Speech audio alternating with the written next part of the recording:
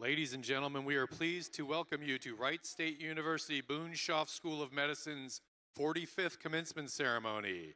Will the banner carriers please escort the platform party to their seats?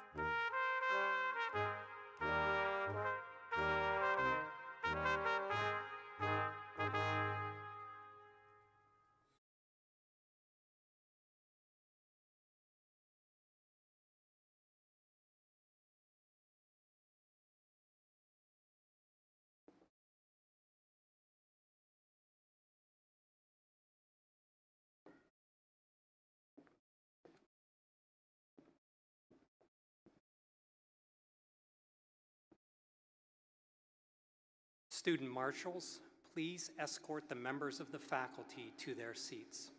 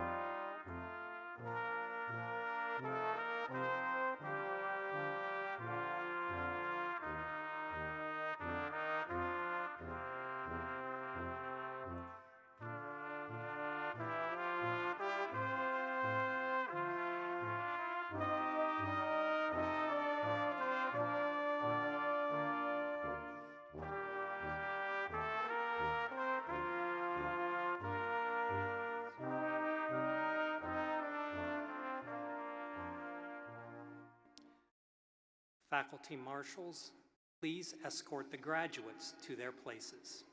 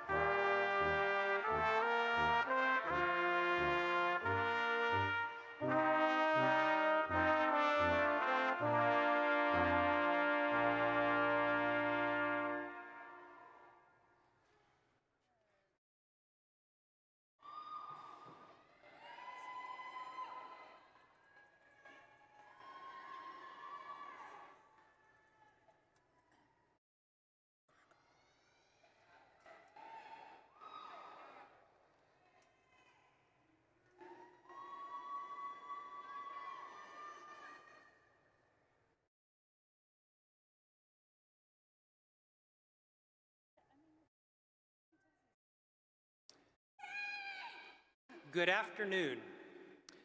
My name is Dr. Paul Hirschberger. I'm the Associate Dean for Research Affairs. It is my honor to serve as your Grand Marshal today on this significant day as we celebrate the culmination of years of hard work, dedication, and perseverance as you graduate from Wright State University's Boonshoft School of Medicine. Please rise as you are able for the national anthem performed by Boonshoft's own a cappella choir, Toonshoft.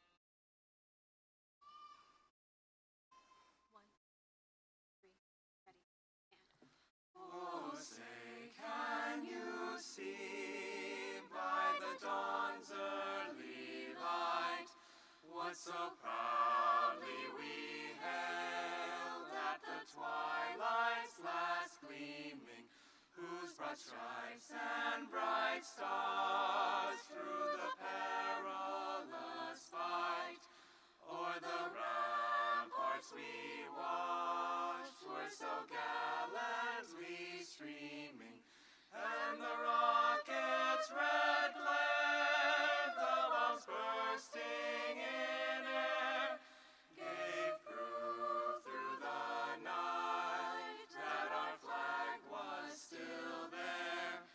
Oh, say, does that star-spangled banner yet wave o'er the land of the free and the home of the brave?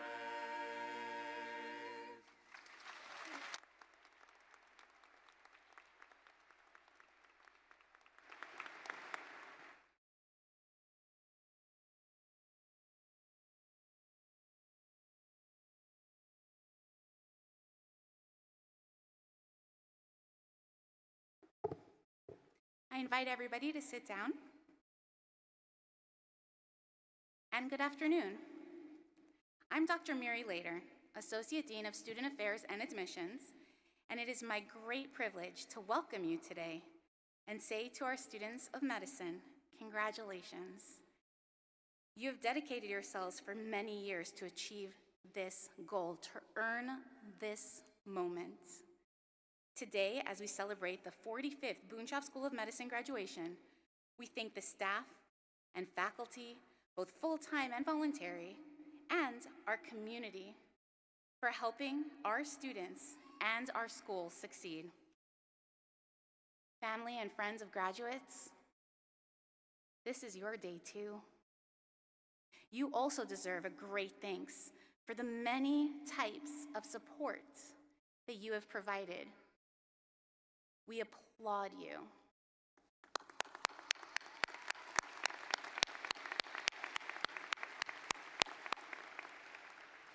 I would like to acknowledge a few members of Wright State University and Boonshoft School of Medicine leadership team. Dr. Susan Edwards, President of Wright State University, Dr. Raj Mitra, Dean of Wright State University, Boonshoft School of Medicine, and Mr. Greg Sample, Executive President and Chief Operating Officer. We are also honored to have with us today a member of the Wright State University Board of Trustees, Mr. Tom Gunlock. Welcome also to our department chairs and other associate deans, executive staff, and faculty who are with us here today. Thank you. And now, please welcome Dr. Susan Edwards, President of Wright State University.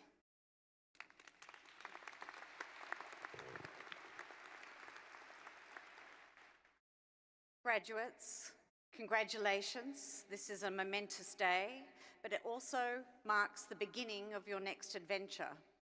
And I know that next adventure takes you all over the country, even to Hawaii. So, one of the things about graduating from medical school is that you've dedicated your life to one of service, to one in which you serve your communities, both emotionally and physically. You show compassion, you're empathetic, and you're always wishing to seek knowledge, because your education does not end today. Your education will never end. Each day will bring you new challenges. Each day will ask you additional questions. Hopefully, while you've been with us, you've learned all of the skills necessary to ensure that you have answers to those questions. And when you don't have the answers to those questions, you know where to go to seek them out.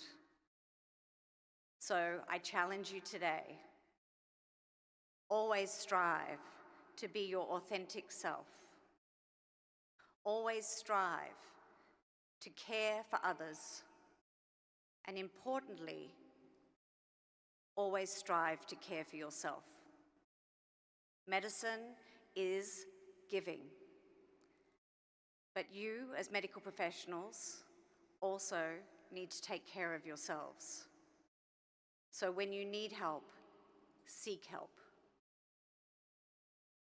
It's really important, as you set forth on this path, that you too seek advice, that you too seek somebody who has an empathetic ear and compassion to listen to you.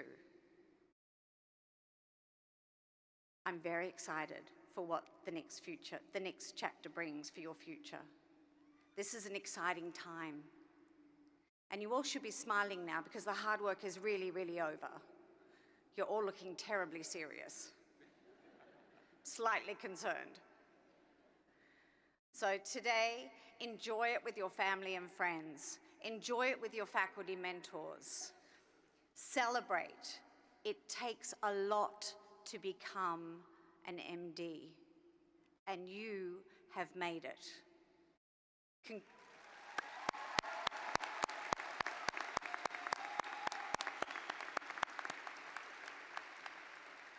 So congratulations, class of 2025.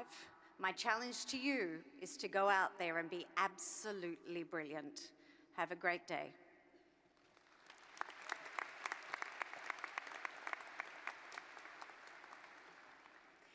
Thank you, President Edwards. And now, please welcome the Dean of Boonshoft School of Medicine, Dr. Raj Mitra, to offer his remarks and presentation of the Community Health Partnership Appreciation Award.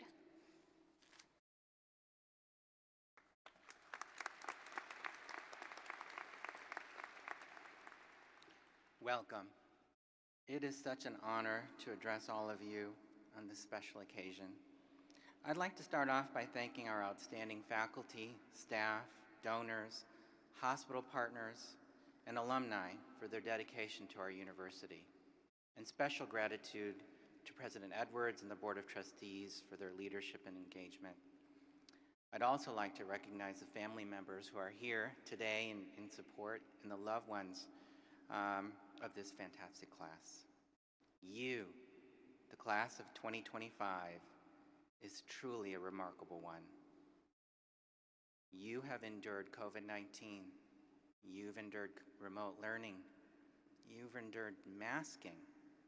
In short, you have endured complete chaos. And you've endured the recovery. During COVID, I remember returning from clinic and not allowing my 3 little kids to touch me or hug me. Thousands of our colleagues did this, and many of the learners, just like you, did it as well. And unfortunately, many lost their lives. I often thought, what drives us to do such things? It's got to be more than money and more than title. It's really an underlying common mission to serve our communities. And now we see a growing healthcare crisis in the horizon, with a scarcity of resources, scarcity of access, and scarcity of clinicians. But of course, we've always had a secret weapon, and that is you. With your hands, you will offer hope to your patients. With your hands, you will bring new life to this world. With your hands, you will offer comfort to patients and families at their darkest hours. And with your hands, you will heal our sickest patients and their communities. So I end by congratulating all of you on what you have achieved and what you're about to do. And don't forget, when the time is right, consider coming home to practice medicine with your Wright State family. So congratulations, class of 2025. We're really proud of you. Thank you.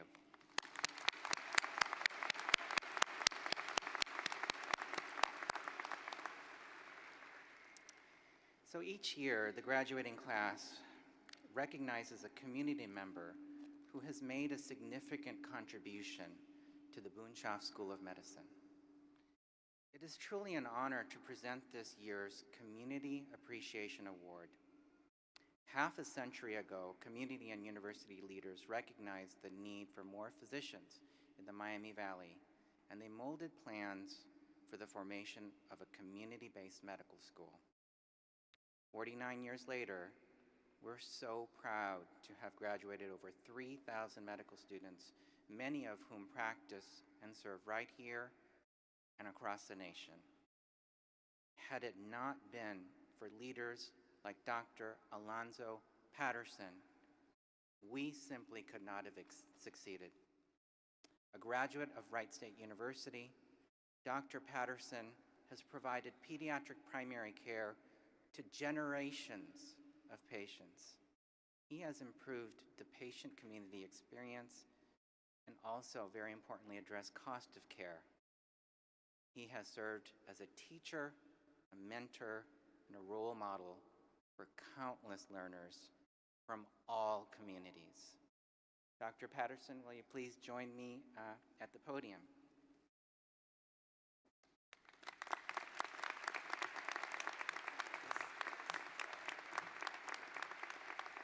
On behalf of the Wright State University Boonshoft School of Medicine, I'm honored to present Dr. Alonzo Patterson with this year's Community Health Partner Appreciation Award. Congratulations. Thank you. Thank you for everything.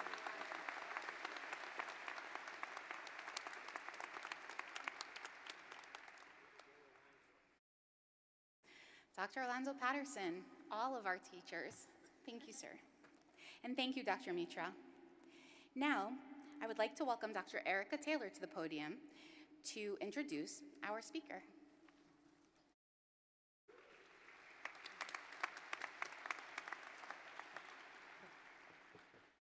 Welcome, BSOM community and friends. The class of 2025 have selected Dr. Gregory Toussaint, or Toos, as he's known in BSOM, to address them today. You may have seen his remarkable journey in the graduation program. A decorated military veteran with 34 years of service, a committed educator committed educator here at BSOM since 2005, and a leader who spans the pediatric residency program and the School of Medicine. Toos has made an impression in both here and any space that he serves. I promised him I work on my brevity, so I'll focus on what's not in his bio. What's not written, but deeply remembered, is his tireless commitment to student growth. From day one, Toos set the tone, emphasizing not only to take a history, but to truly listen. Not just how to examine a patient, but how to carry professionalism in every room, often starting with a well-placed bottle of hand sanitizer and some wringing of hands. You'll probably see it in a minute. Students would benefit from a detailed feedback on observed clinical encounters, and if any student had any questions, he would review the recording of the encounter and highlight each opportunity to improve and grow. He would frequently stomp the ground to highlight key medical reasoning on vignettes or make learners correct or rewrite charts, like me, to ensure complete but succinct documentation. If a student ever came to him with a question, and many did, he would often be met with a now iconic move. He would hold up a blank square of paper and to indicate, what do you think? Because Toots doesn't just hand over answers. He cultivates physicians to trust their own clinical judgment. But let's not forget the rules of poop. Yeah, you heard me right.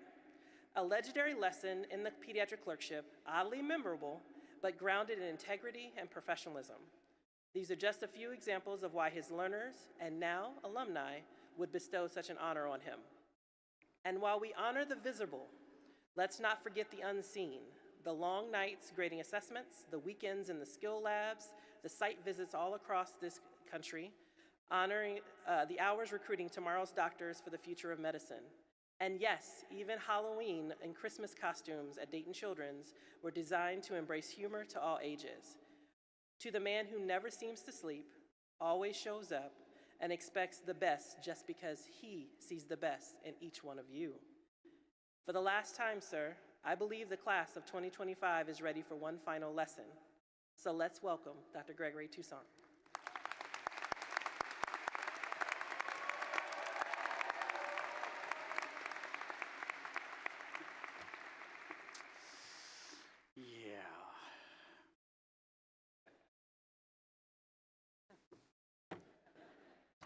One last time. So for those who don't know, hi, I'm Greg Toussaint, doing this just below your eye level, so you cannot miss the fact that every one of these people knows you do this before you do anything else. So, Dr. Taylor, thank you for that extremely gracious introduction. She fortunately did not say that someone was her attending when she started her residency program. We won't go there, but anyway, thank you. To you characters, I will say thank you as well, because this is a huge privilege and a tremendous honor, and whether it's an opportunity for you, you can wait until the last page and decide. So for family, anyway, for those who are not of this area, it is springtime in Ohio, which means low cloud deck, rain, temperature in the 40s, that's Fahrenheit, by the way, more rain, and today we're probably going to miss some horse race to the south of us, whatever it is. But today is different for you characters because you entered as students and will leave as graduates and colleagues in the profession of medicine. For you families, you have likely recognized in the last couple of days that these individuals, our Boonshoft class of 2025, are not those that you sent us. They have changed.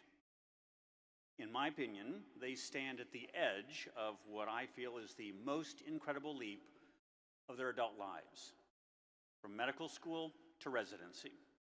Now, there are 6 other, soon to be 7, medical schools in Ohio that are also graduating classes of 2025. Every one of them is larger, and none are better.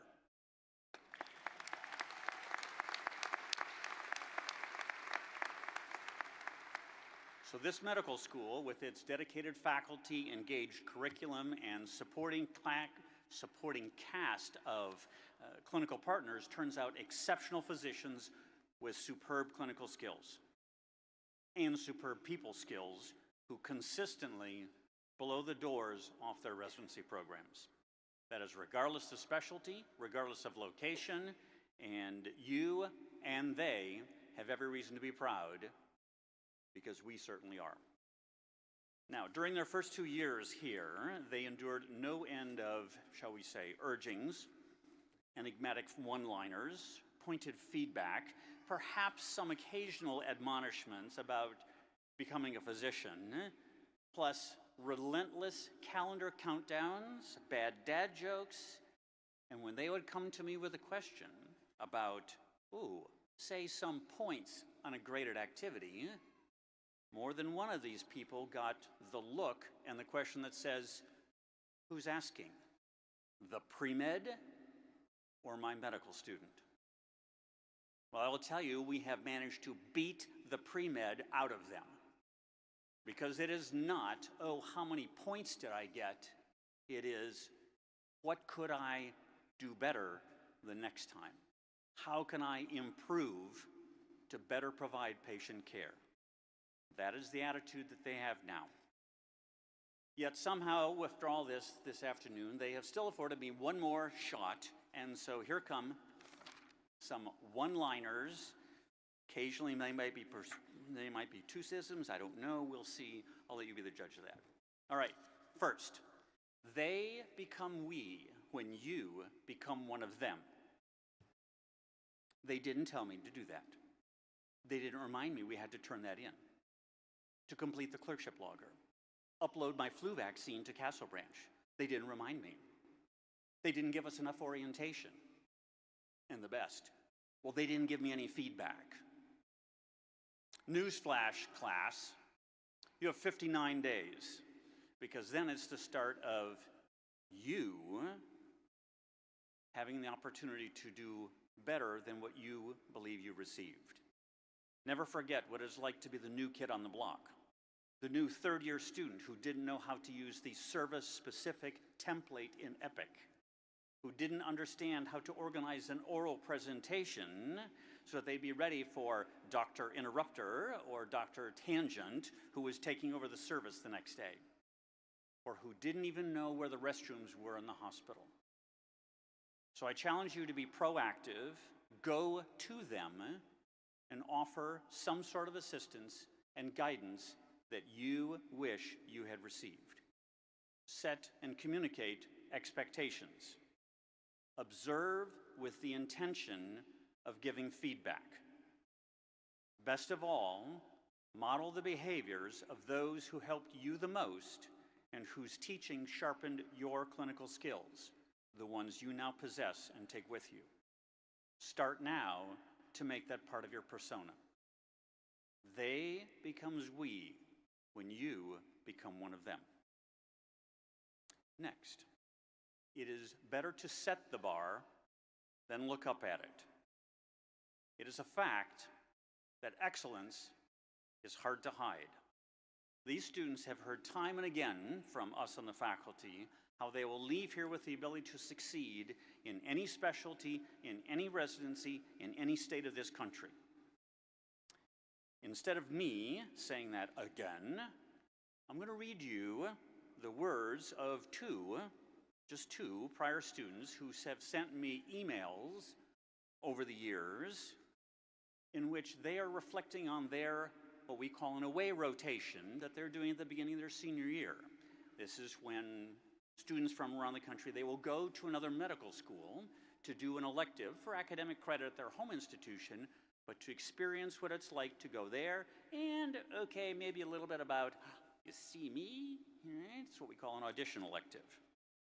So I'm going to read you this. Student number 1, this is a quote from their email. I just wanted to send you this email about my experience on my away rotation for emergency medicine. I was very thoroughly prepared clinically and stood apart compared to the students from other schools. My physical exam skills, taking a focus history, coming up with differentials, working up the patient's procedure skills, and having a disposition for the patient were skills I gained from BSOM and were far ahead of students that came from big academic schools with way more resources than we have. The other students I was rotating with had no idea how to do a focus history with a focused physical exam in a timely manner, which is very important for emergency medicine. I was surprised to see what we consider basic foundational clinical training students at other schools had never experienced. Student number 2, who went elsewhere. Throughout my rotation, I received feedback. I had clinical skills far above other fourth-year medical students and was performing at or above the level of that residency program's interns. I was complimented on my ability to gain patients' trust and elicit detailed information through the use of open-ended questions. Boonshoft has gotten you to this point. It is on you to stay there. It really is better to set the bar than look up at it.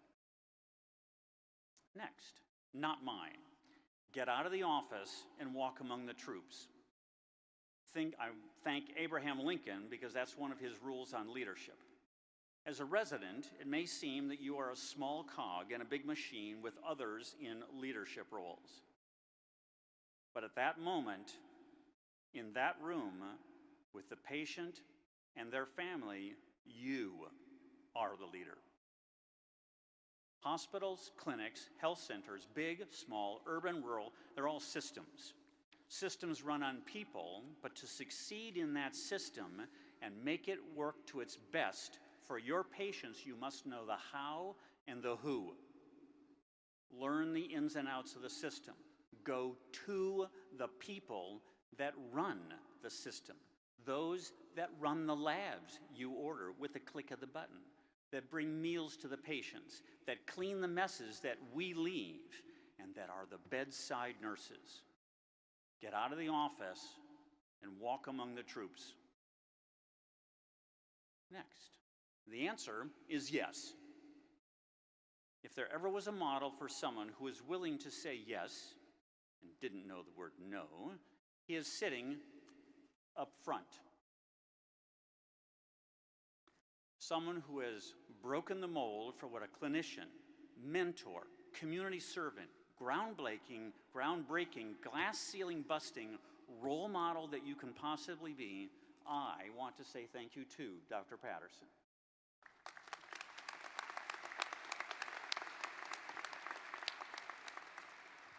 In August of 2023, that person behind me, who welcomed you to this event, asked me to do something I had never considered, never sought, and certainly never expected. Who had the confidence to push me out of my safe bubble and into the maelstrom of being interim dean, into what became an amazing and incredible opportunity for which I need to publicly say, thank you, ma'am.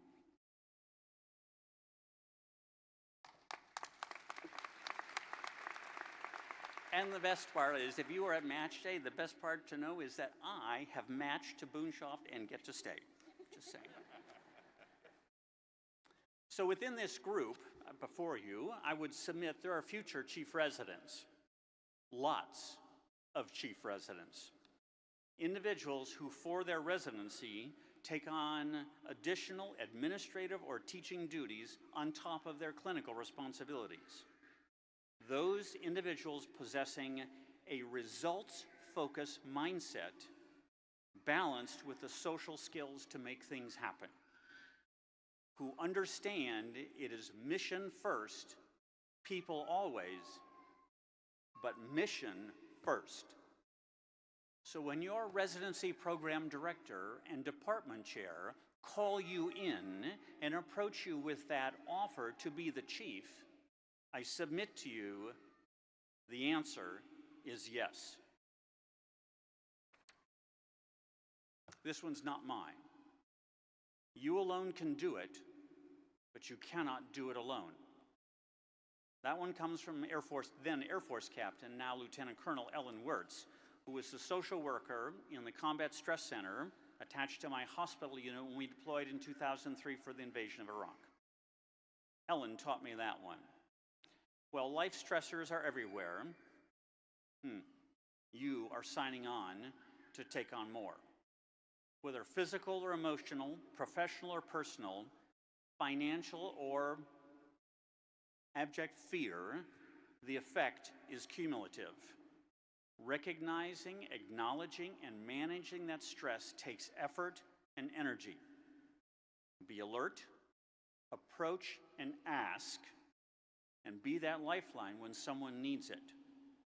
However, know thyself and let another be there for you and accept their offer for help.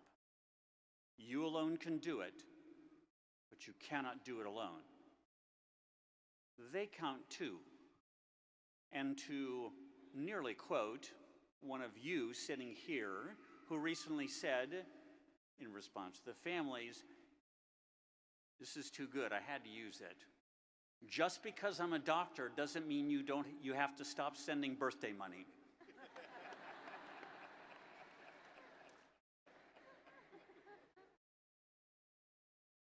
I won't even tell you who it is, but we can just guess, right? But it is a great way of saying that all of you have a piece of that as well. Whether it's birthday money or, I don't know, a card for one of those coffee places that make stuff that I have no idea what's in it, right? Or you call them or text them mercilessly, you are a lifeline to them during residency. They will talk in code, they'll use acronyms, they'll tell you things, excuse me, I don't want to hear about that bodily fluid, right? But you are providing them a lifeline. And if you sense something is not quite right, say something. And finally, the big five. Dr. Taylor intimated that, and I would be remiss if I did not take this last opportunity with all of you to talk about the 5 rules. Yes, the 5 rules of poop. You can test your graduate to know the bigger background behind it, but suffice to say it came from my 2002 deployment, a guy named Gary Benedetti, orthopedic surgeon, and it's this way because Dr. Benedetti is a trauma fellowship trained orthopedic surgeon, and he uses a ton of non-pediatric words. I do not use non-pediatric words, so I've had to modify it to become the 5 rules of poop. Here we go. Rule 1, give a poop. They will remember everything rests on this one. When you stop caring and lose the edge, recognize it and get out of clinical medicine, or your patient cannot have you not give a poop. Rule 2, know your poop. You cannot practice medicine based upon what you are taught. Be a lifelong learner. Trust, but verify. We've got to try it. All right, here we go. You ready? Has anyone checked the glucose? Right? I'll also tell you, sitting behind me, who also talks about this, is our our MS 44. That's Dr. Donnelly, who was recognized with the Teaching Excellence Award. Every time I co-teach with Dr. Donnelly, I learn something. He loves teaching with you because he learns things too. So be a lifelong learner. Keep learning. It's just that simple. Rule 3, work like poop. Do your job. I will leave it at that, right? It's just that simple. When you're supposed to be there for your patient, be there. And if you hear the what do? You go to the noise, right? Okay. Rule 4, take no poop. You can swap the words out if you want. Advocate for your patient. Do the right thing, even if it goes against the system. Draw a line in the sand, but you can make it happen because you are backing it up by the street cred based upon how you exhibit rules 1, 2, and 3. And finally, number 5. Rule 5 is poop happens. Sometimes we do everything in medicine and the patient still dies. That happens. But it had better not be because we failed to do something in 1 through 4. And with that, 2025, congratulations and well done. My contribution to your education is finished. It has been an honor to share the field of battle with you. To steady on the journey, and through your gracious confidence, have allowed me to help hand the torch to all of you. Today, you are a physician. You have a lot to live up to. We all do.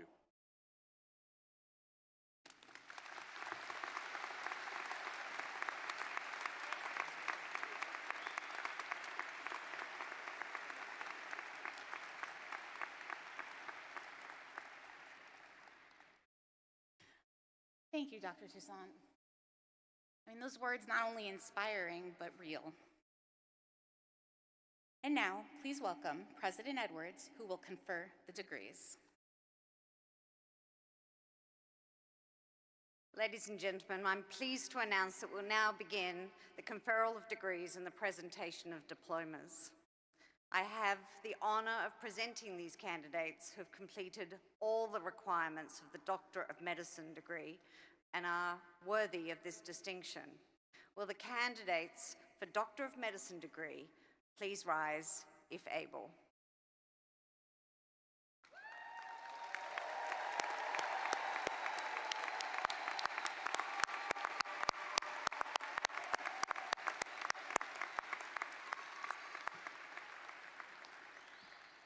Graduates, upon the recommendation of the faculty and by the authority vested in me by the Board of Trustees, I hereby confer upon you the Doctor of Medicine degree with all the rights, privileges, and responsibilities thereto appertaining.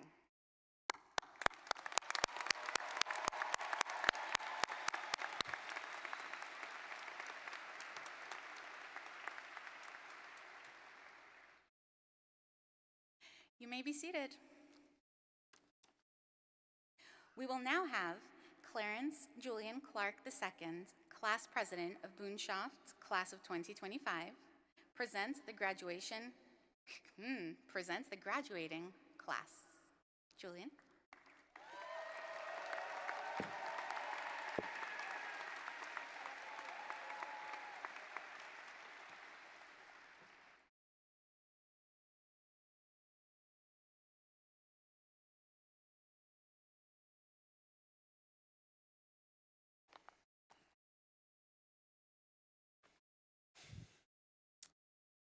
Before I begin introducing our classmates, there's a quote that I wanted to share with everybody. It stuck with me since I've been a young child, and I felt appropriate for it to share today. When you pray for flowers, don't be surprised when it rains. Some of you may be thinking, oh, look at this guy. He knows how to read the weather app. It's raining outside. Oh, good one. But if you were to take a little bit more of a metaphorical approach, for many of us, med school has been bit of a rainy days or a collection of torrential downpour, so to speak. But it's filled with sunshine. It's filled with moments of triumph. And it is a blessing to be here today to see people get their flowers. With that being said, excuse my manners, my name is Clarence Julian Clark II, and I have the honor of having served as the president for the class of 2025, affectionately known as the Boonshiners, for the past 4 years. Two things that my classmates know about me are that I love to celebrate really anything, whether you woke up today, finished your Anki cards, passed the test, that deserves to celebrate. Outside of that, I tend to be long-winded, so forgive me in advance. I will do my absolute best to be brief, but I must admit, it'll be hard because today is a momentous day. Thank you so much for coming to celebrate the group of soon-to-be doctors, or I guess newly vetted doctors, that I have the privilege of calling my friends and my colleagues. Thank you to the members of the platform party seated behind me, the faculty and staff of Boonshoft School of Medicine, and everyone watching the live stream who have supported each and every one of us along this journey. If everyone will indulge me, I'd like to take you on a journey. Walk with me as we rewind the clock to 2021, a little under 4 years ago. For the vast majority of us, excluding those who decided, oh, med school's not that hard, I could do it in 3 years, or those of us who decided, MD, it's not enough, I think I want to get another degree, the vast majority of us gathered in the Dayton Masonic Center to celebrate our white coat ceremony, where we formally embarked on the journey of becoming physicians. So much, so much has changed since then. If you don't believe me, do what I did when I was drafting this speech. Go back in your camera roll, see for yourself. The vast majority of the places we went involved us wearing masks. The fact that we're here today in person and not socially distanced is proof enough that so much has changed as well. There were so many emotions circulating that day. Some of us were stressed because our biochemistry module was proving to be unrelenting. Some of us were furthering our relationship with caffeinated beverages, and Some of us were grieving the loss of family members from the COVID-19 global pandemic or other illnesses. Some of us were welcoming the birth of new children and building the foundation for budding romances that have flourished here today. Needless to say, all of us were excited. We were blessed with a speech from former Dean Dr. Gary Leroy, who cautioned us about the demons and dragons that keep physicians from excelling in their careers. We took an oath to become good stewards of medicine, and the rest is history. Now here we are. It's hard, borderline impossible to articulate how arduous of a task it was that we just completed, y'all. I mean, no, I could speak for everybody. We lost track of all of the tests that we've taken, how many times we were told to remove our water bottles from the lecture hall, how many times residents or attendings politely turned down our assessment and plans on rounds, how many times we missed family and life events, how much death of patients we've witnessed in the wards, how much sleep that was lost just to get to this point right now. I would find it incredibly hard to believe nobody said it to you all here today. As a friend and as a colleague, like I said earlier, I'm very proud of you all.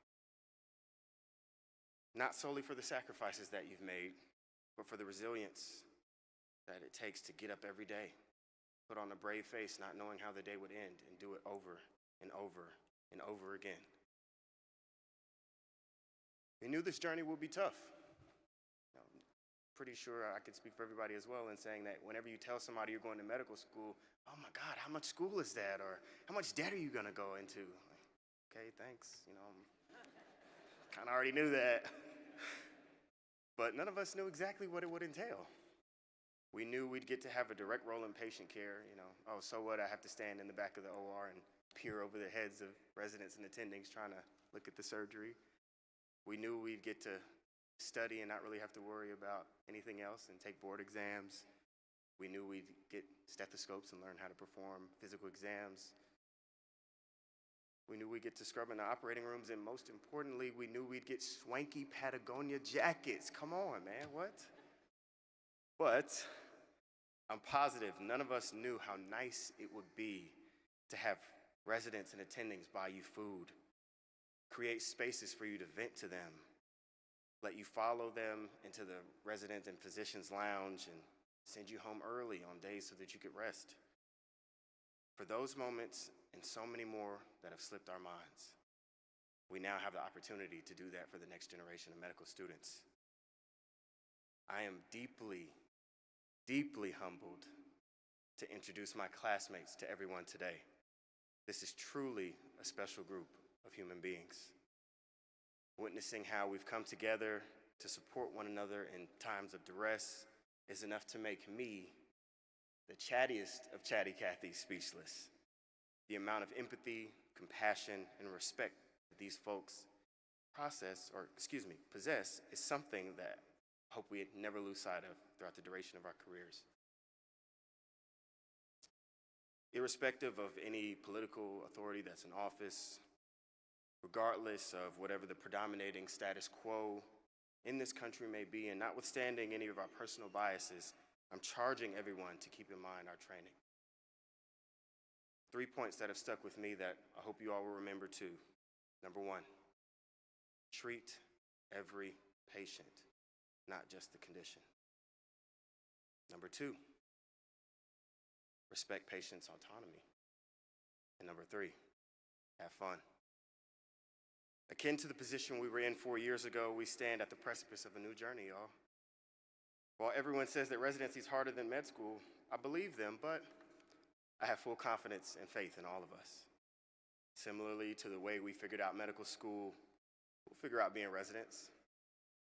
As will we figure out being attendings, and we'll look back at everything and say, all right, now what's next? Despite the seemingly never-ending demands of our career, it is my hope and prayer that everyone continues to keep some semblance of what my mentor, Dr. Rukan Ahmed, calls a life-work balance, and not the other way around. With all of that being said, I reckon this is our last rodeo, Boonshiners, so how fitting is it that I brought my boots so that we could celebrate today. It brings me great joy to no longer say happy studying. And somehow saying happy practicing doesn't sound as right, but I wish nothing but the blessings, or the utmost blessings, for everyone in this next chapter of your story. I look forward to referring patients to all of you, seeing you at conferences, and reading about all of your accomplishments down the line. Please, everyone, if you could join me as you're able in congratulating my homies, my friends, the graduating MD class of Boonshoft School of Medicine, class of 2025.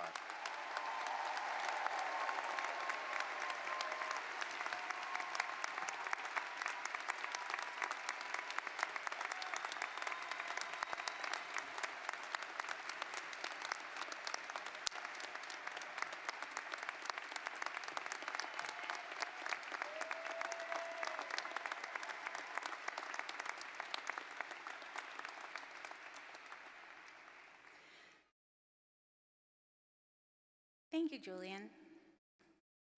Just sitting up here beaming, so proud. He did not flip the page. Please stand with me.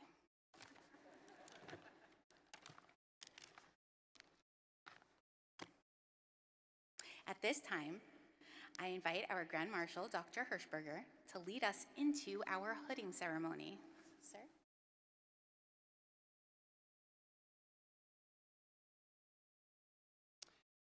It is now time for the hooding ceremony. Members of the hooding and registry faculty and guest hooders, please take your places. Members of the hooding faculty, Dr. Lindsay Benedict and Dr. John Donnelly, were selected by the class of 2025 in recognition of their dedication to excellence in teaching and leadership to participate in the hooding ceremony as honored faculty. Dr. Erica Taylor was selected to be a guest hooder by an overwhelming number of students from the Boonshoft class of 2025. As such, we have asked her to join the faculty hooders. Students were also given the option to invite a guest hooder. At Boonshoft, a guest hooder is a physician who is a faculty member or someone who has had a significant impact on the student's medical journey. Being invited to participate in the commencement ceremony as a hooder is a cherished honor for both the graduate and the hooder. Marshals, will you prepare to lead the graduates to the platform? Dr. Lisa Jernell and Dr. Chastity O'Malley were selected to serve as marshals in today's ceremony. After each student is hooded, they will receive their diploma from Dr. Mitra, then proceed to the Registry of Graduates and sign their name with the title MD for the first time.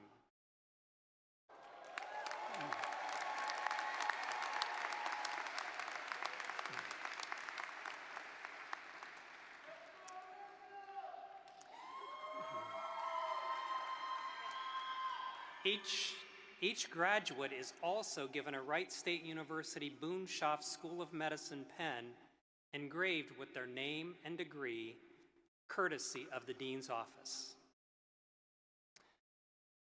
Dr. Gregory Toussaint, Senior Associate Dean, will now call the graduates.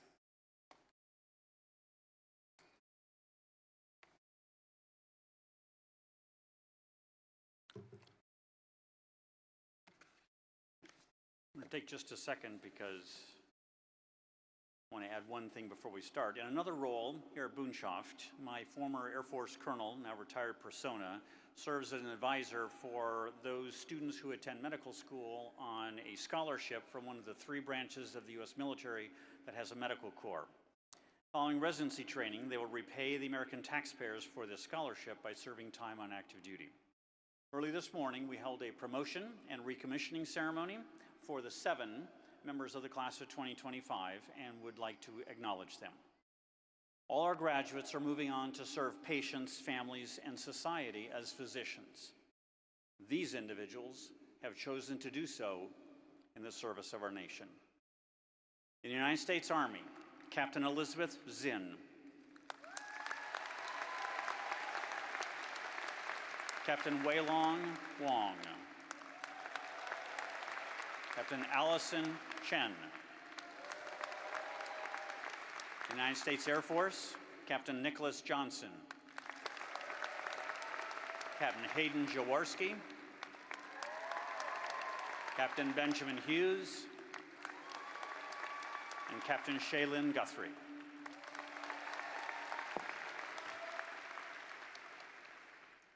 And now we begin. Okay, come on.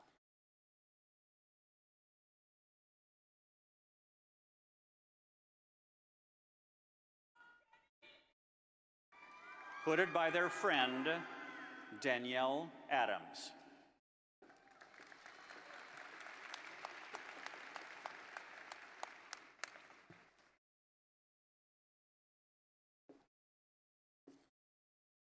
Hooded by their mentor, Kende Kenny Ogoro.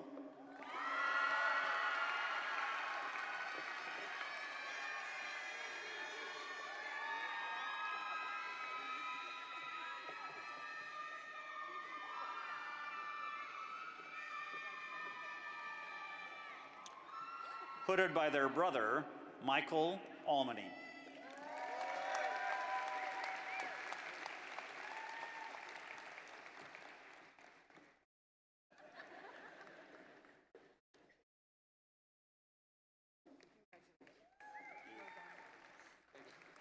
Yaman Al-Slady.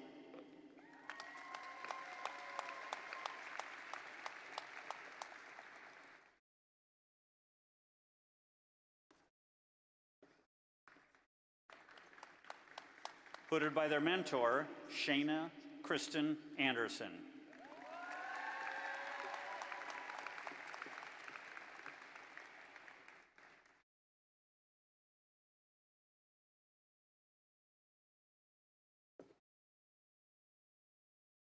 Hooded by their friend, John Paul Angelis.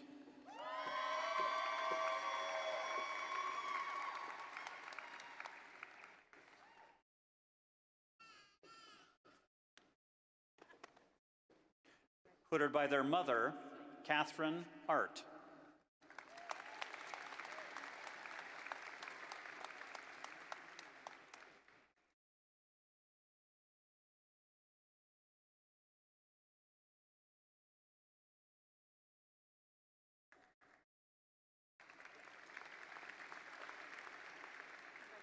Cypria Iyer.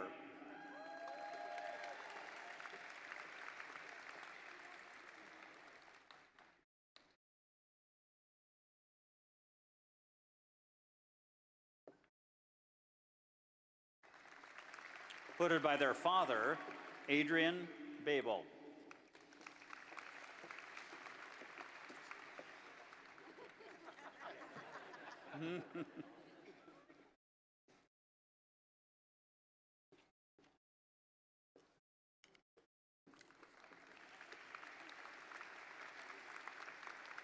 Also graduating with a Master of Business Administration degree and hooded by their mentor, Michael Azariah Bamasil.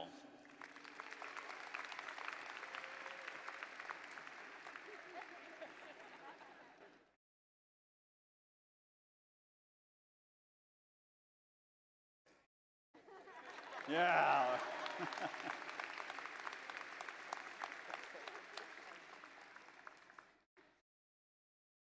Hooded by their sister, Kieran Bashir.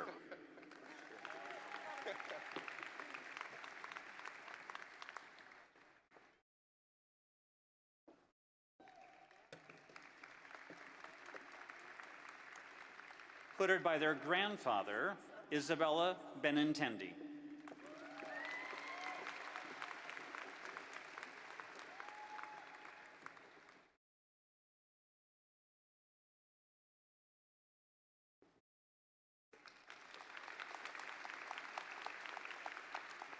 Noah Berner.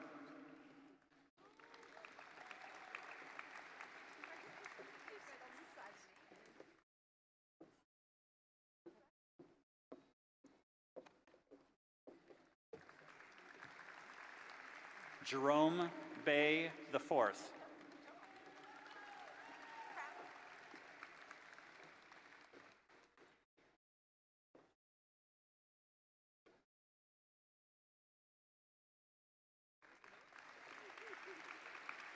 Caleb Black.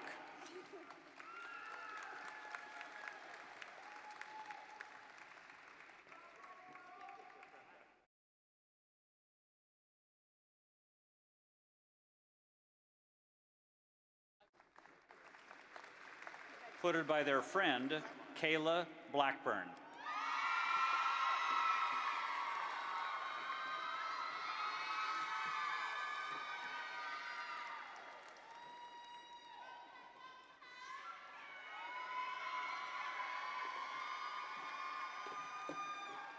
Put by their mother and father, Charles Body.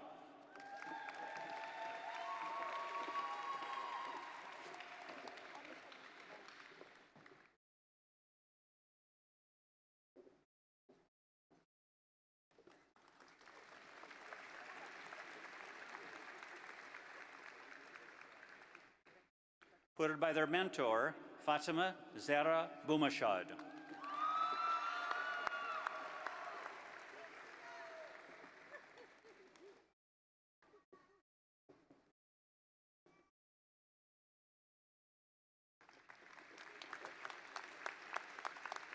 Paul Bowman.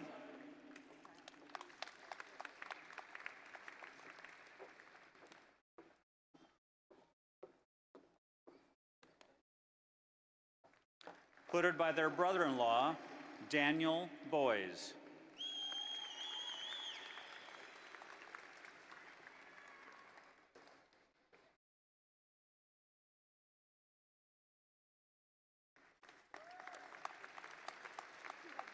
Jonathan Burrows.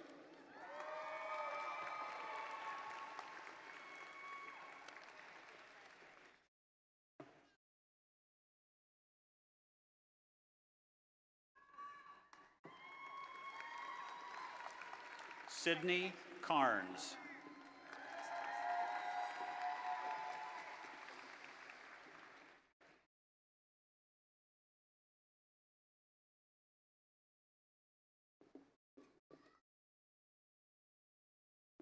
Melissa Casella.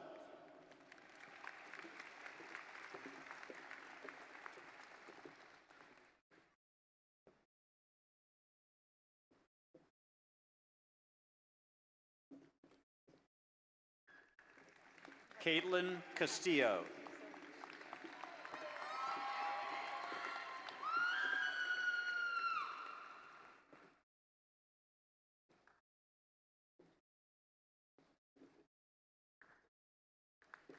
Allison Chen.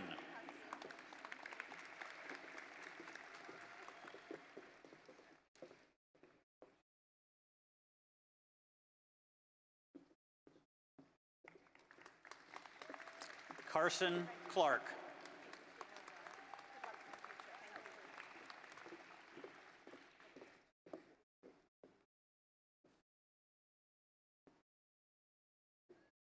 Put by their uncle, Clarence Julian Clark II.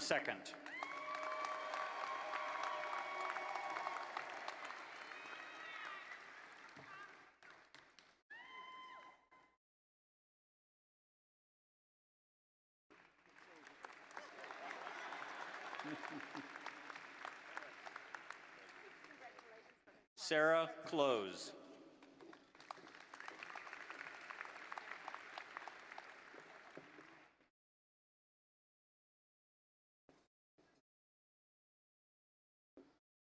Put by their husband, Savannah Cahoon Corliss.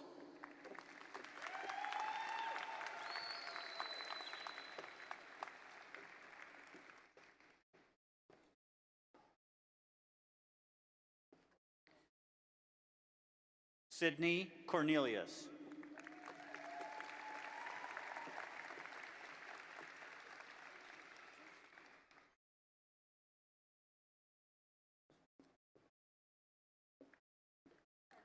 Charlie Kui.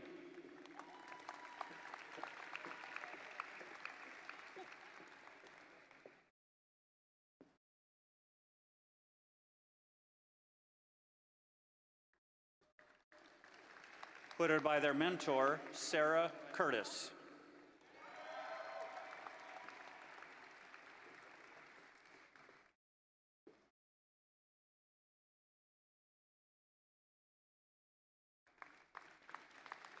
Tutored by their father, Charles Cush.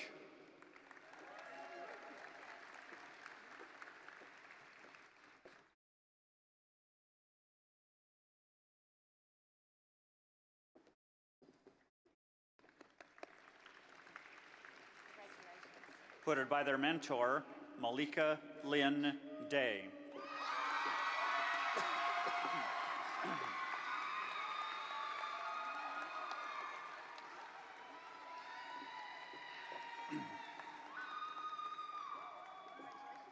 Tutored by their friend, Akshima Demon.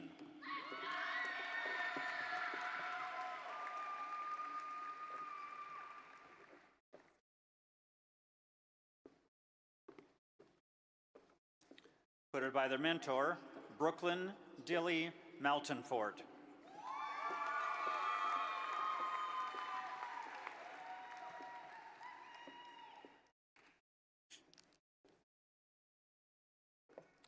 Sam Durkin.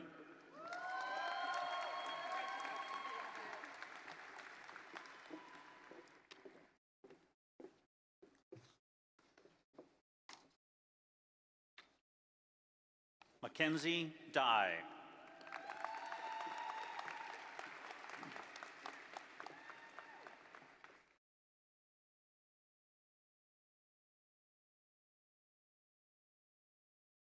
Tutored by their mentor, Zachary Tiberius Erdley.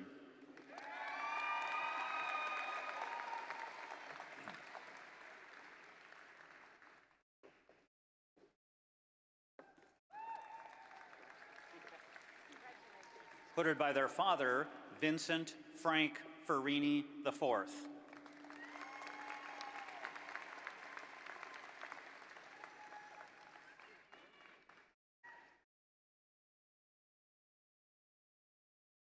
Also graduating with a Master of Pharmacology and Toxicology degree, Garrett Fisher.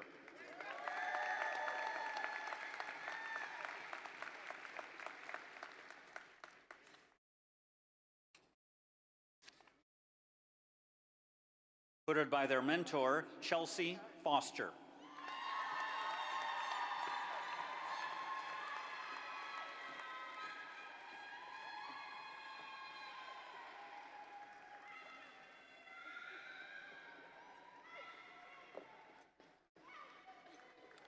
Tutored by their mother and their uncle, Weston Gelford.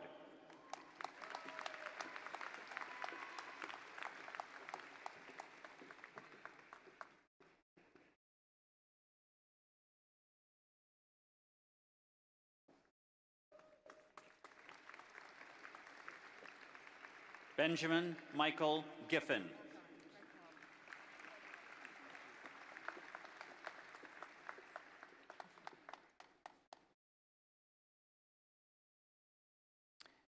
Yevgeny Gladky.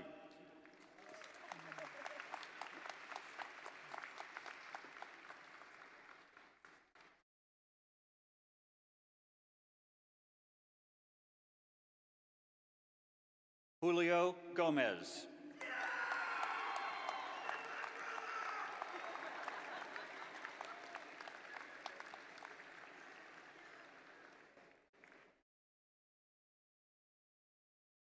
Tutored by their brother, Kelsey Graham.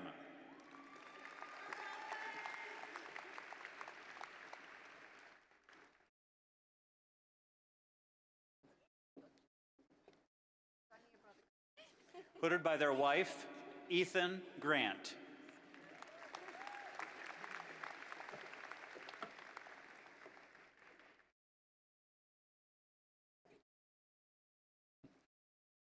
Tutored by their friend, Shaylin Guthrie.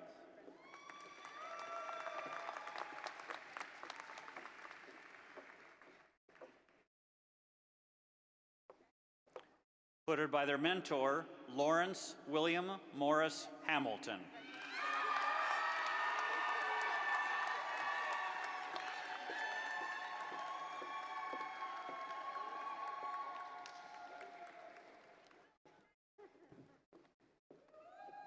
Kelsey Hammer.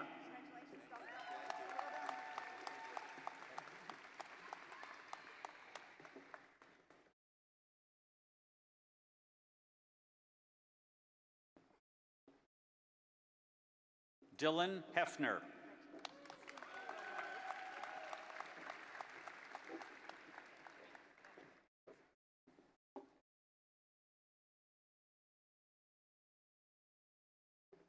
Put by their mentor, Afriye Henderson.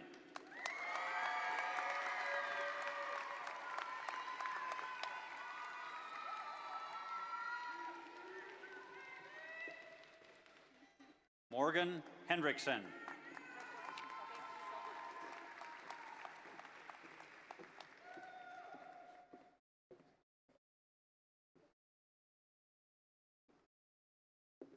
Ben Hughes.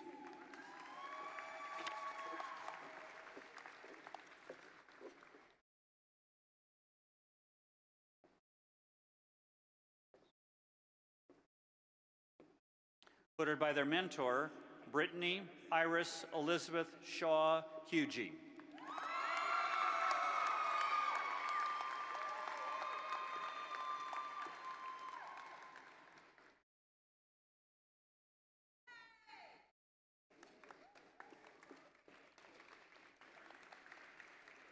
Put by their friend, Matthew Houston.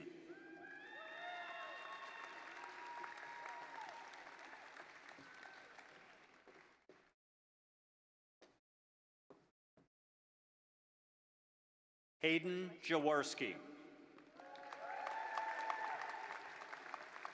Who came? Ooh, my fault. Hooded by his mentor. It's still Hayden Jaworski, by the way, just saying, in case someone wondered.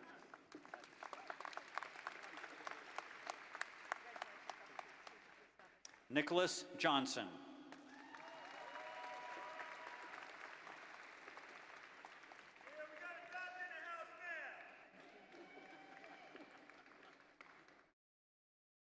Courtney Johnson Gonzalez.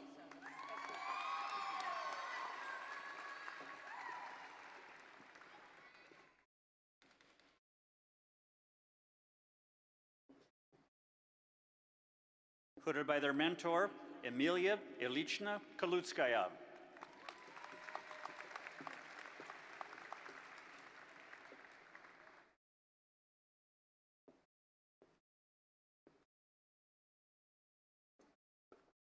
Ben Kapler.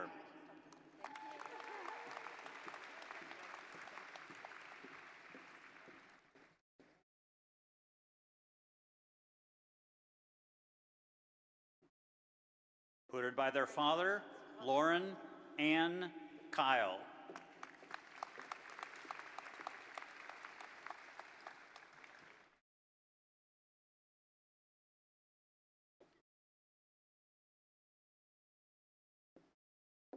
Hooded by their friend, Annika Kisha. Annika.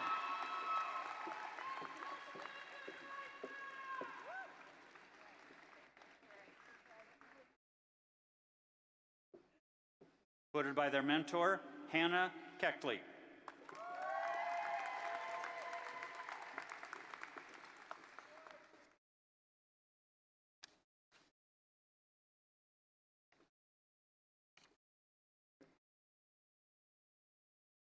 Nicholas Kress.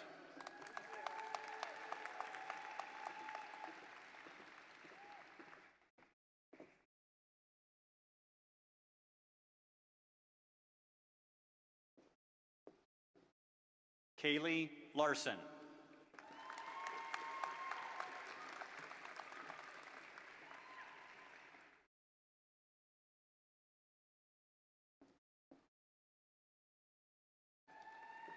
Hooded by their mentor, Demi Lewis.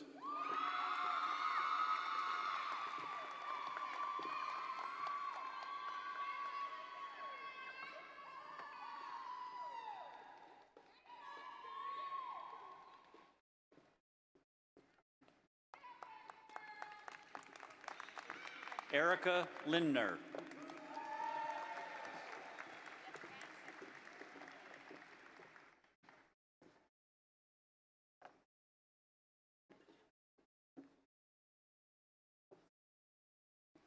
Kenzie Dawn Lundqvist.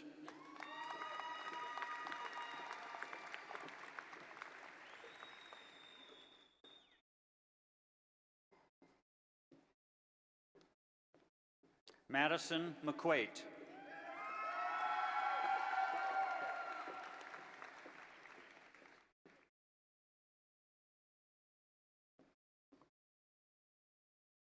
Tutored by their mother, Shayna Mehta.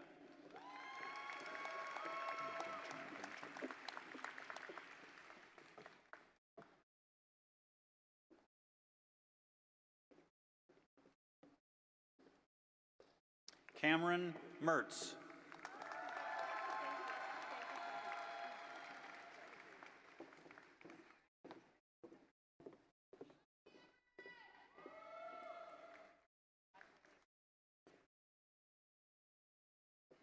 Michael Metry.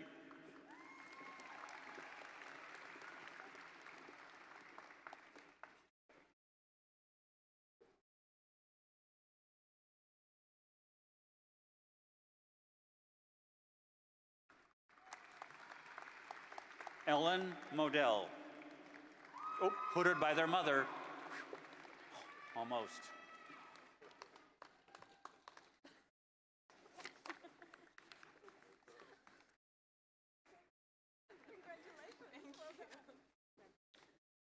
Also receiving their PhD with a dissertation title, Contributors to Pathologic Depolarization and Myotonia Congenita, and hooded by their husband, Jessica Myers.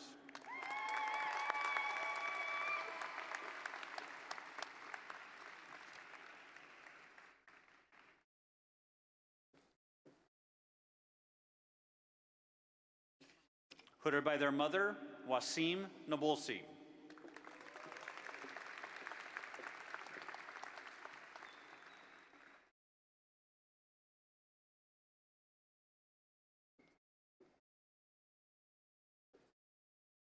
Hooded by their mentor, Erica Wen.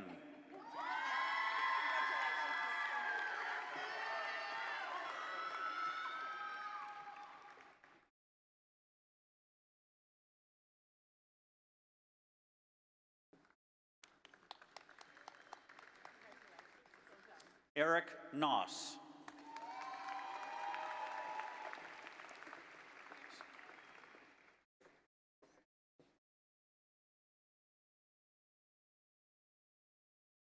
Maleka Noziel.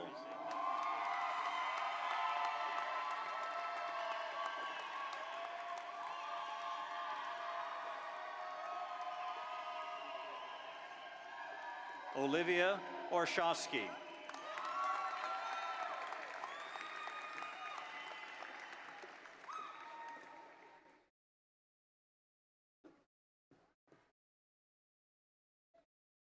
Also graduating with a Master of Pharmacology and Toxicology degree, Mark Ortenzio.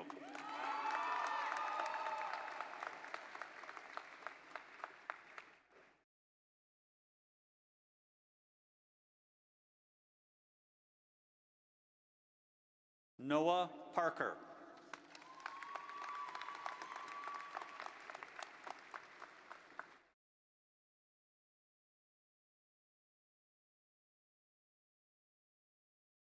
Rahi Patel.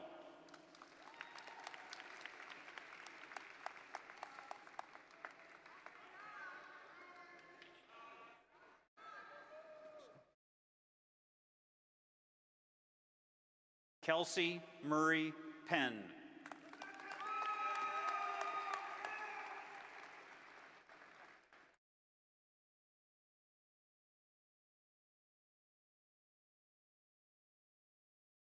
Victoria Porowski.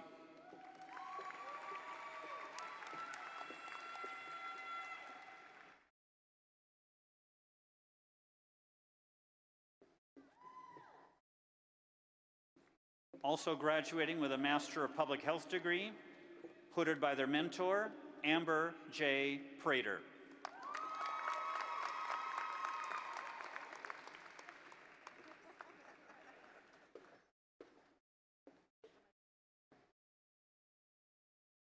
Sarah Pulliam.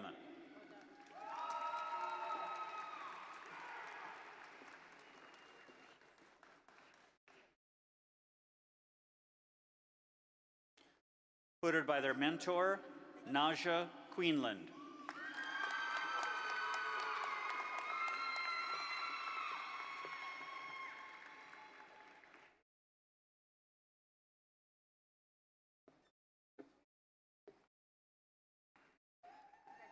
Adam Quinn. Thank you.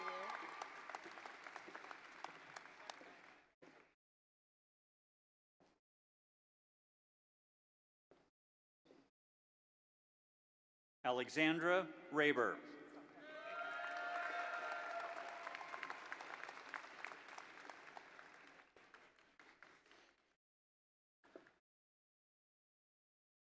Monica Reed.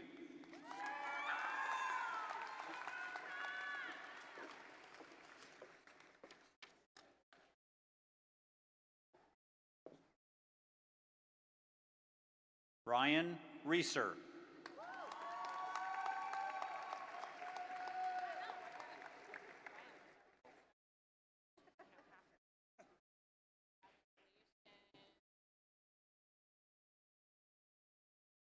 Tutored by their mother and father, VJ Rings.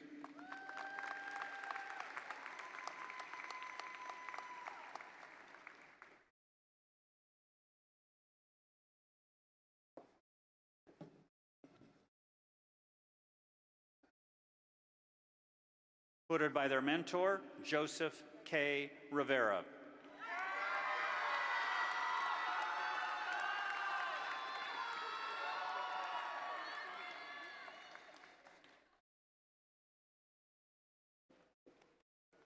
Tutored by their friend, Nicholas Rushlow.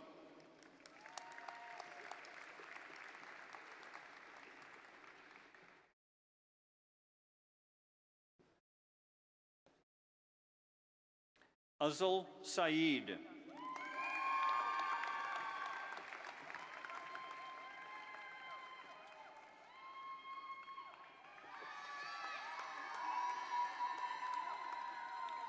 Tutored by their mentor, Clay Shebrel.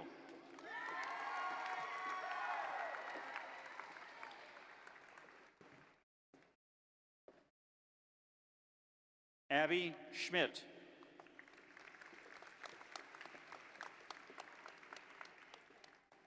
Oh, Emma, ready?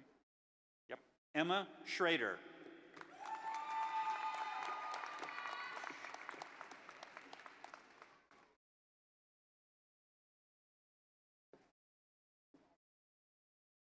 Brian Shooter.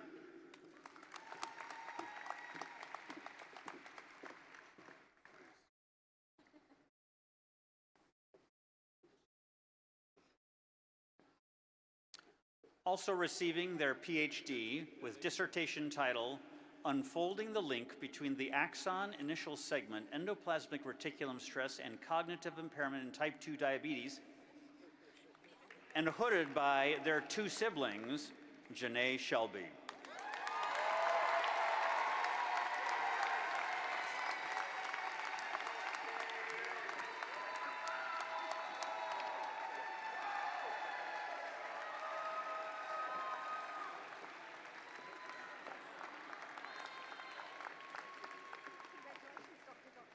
Alex Shiplet.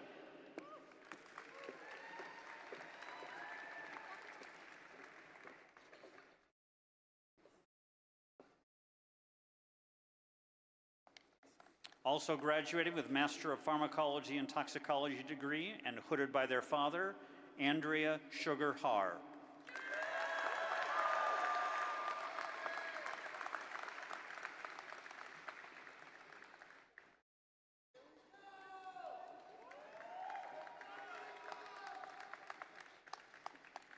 Hooded by their mentors, Rachel St. Bernard Young.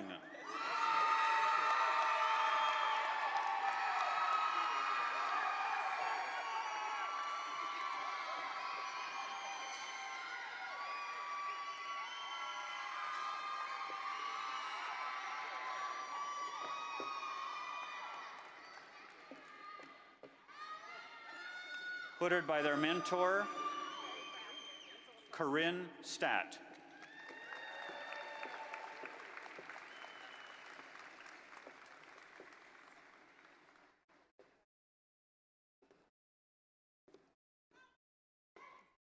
Hooded by their father, Joseph Stefko IV.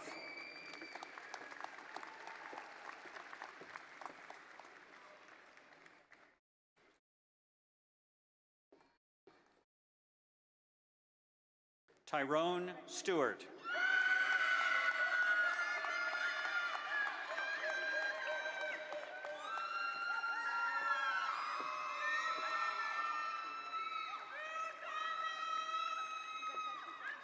Simone Stinnett.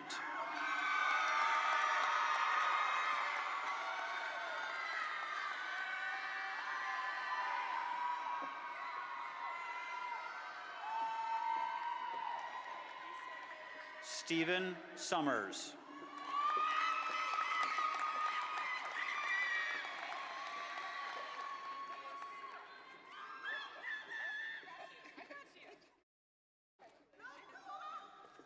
Hooded by their mentor, Dawn Zeltner.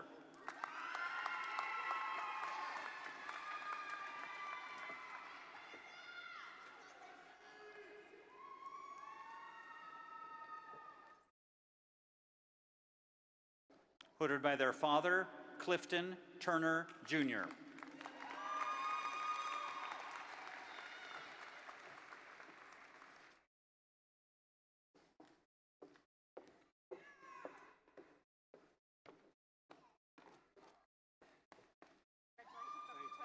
Also receiving their PhD with dissertation title, Friend or Foe?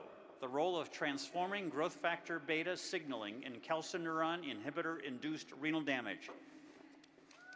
And hooded by their uncle, Adaku Ume.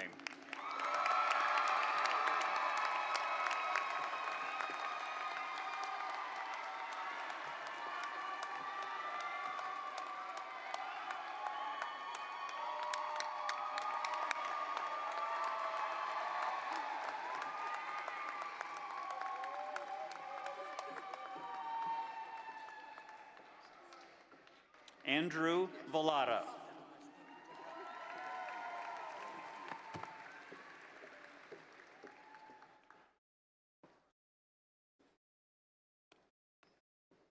Jacob Volker.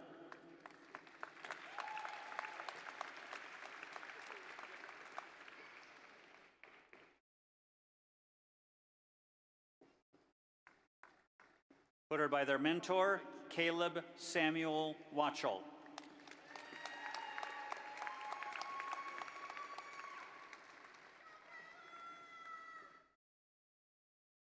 Hooded by their father, Jacob Wagner.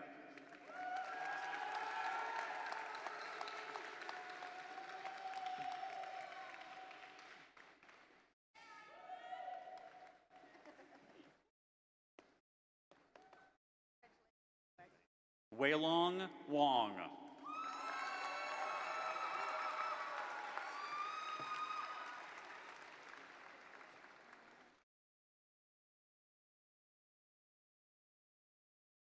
David Allen Weimer.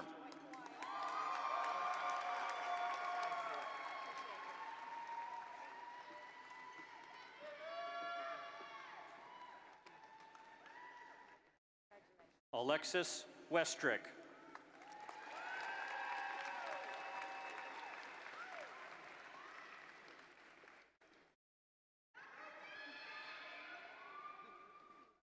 Christy Whetstone.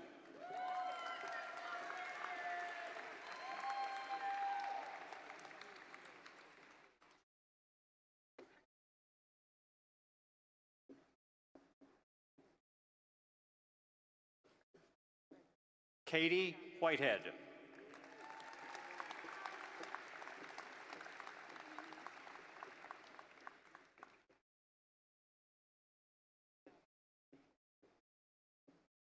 And our third KW in a row, Catherine Wilcher.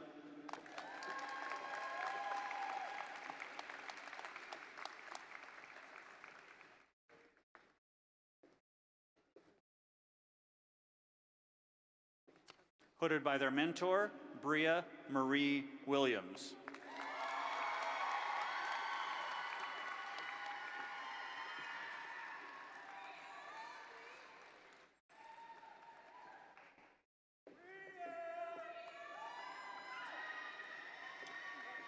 Hooded by their father, Caroline Wong.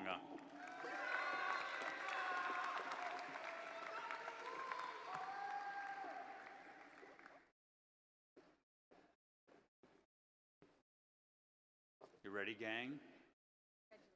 Hooded by their cousin, Elizabeth Zinn.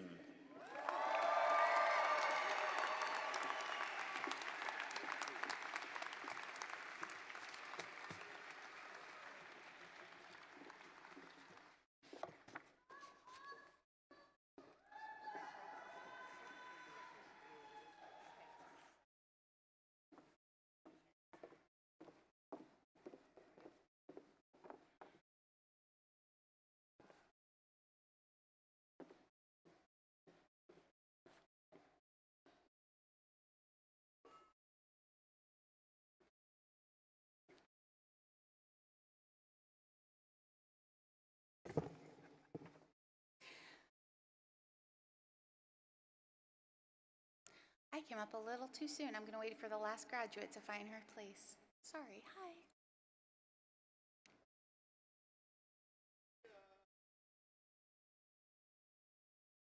You know, while we're waiting, I think this class deserves one more round of applause.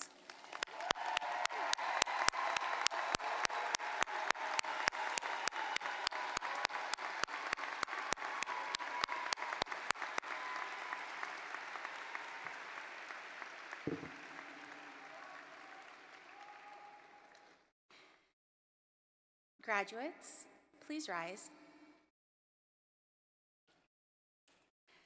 Dr. Lori Bankston, Interim Associate Dean, will now lead you in the recitation of the oath.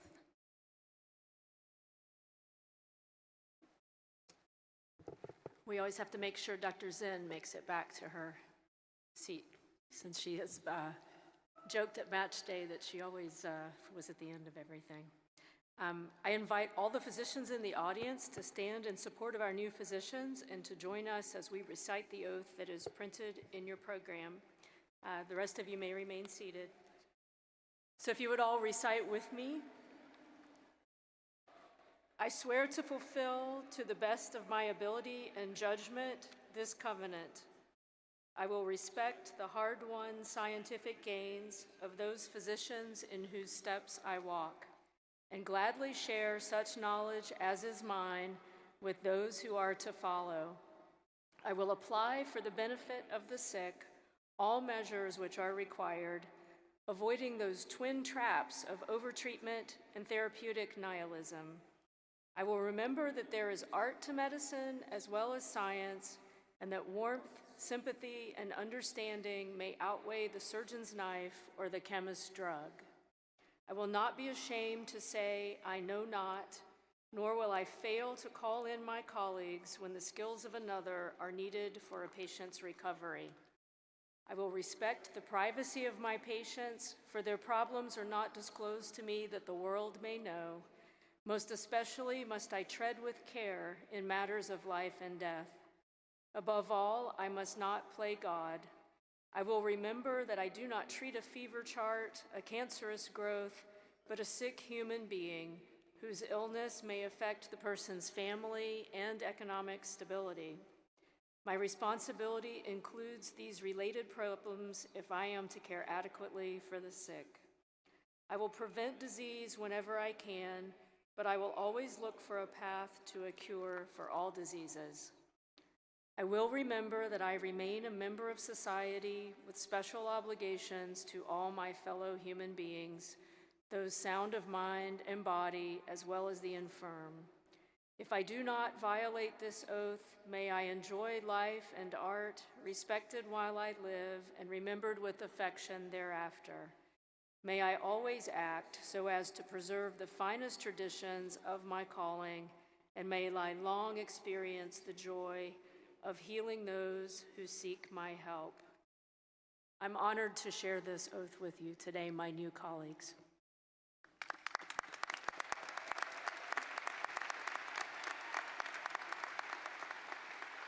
New physicians, please remain standing. Members of the audience, please be seated as I present to you the Wright State University Boonshoft School of Medicine Boonshiners, class of 2025.